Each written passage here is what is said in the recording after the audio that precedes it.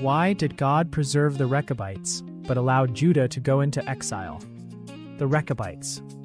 The Rechabites were known for their simple way of life. They did not give themselves to wine, luxurious houses, vineyards, or permanent settlement. For generations, they faithfully followed the instructions of their ancestor, Jonadab, son of Rechab. But who exactly were these people? The Rechabites were associated with the Kenites, a people who had a long-standing connection with Israel.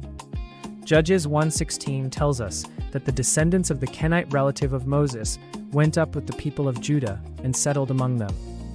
And now comes an interesting question.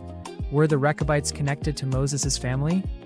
And if so, did that connection have anything to do with God's decision to preserve them? The answer may surprise you.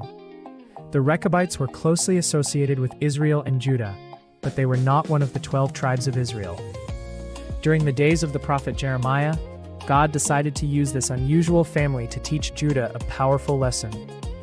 He told Jeremiah to bring the Rechabites into the temple and offer them wine, but they refused. Why? Because their ancestor Jonadab had commanded them not to drink wine, and they had faithfully kept his command for generations. Then God revealed the real message. The Rechabites obeyed the voice of their ancestor Jonadab, but Judah repeatedly refused to obey the voice of God. Think about that. The Rechabites faithfully kept a human command for generations. Judah had received God's own commands. God repeatedly sent prophets to warn Judah, calling them to repent and return to him, but they refused to listen. And here is the shocking contrast.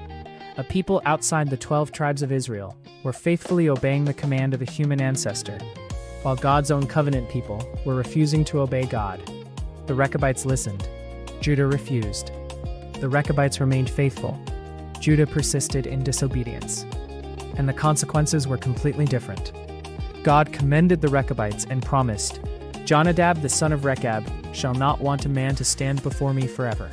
Jeremiah 35:19. But Judah faced God's judgment and eventually went into exile. So was God preserving the Rechabites because of their connection to Moses? Or was there something much deeper behind God's promise?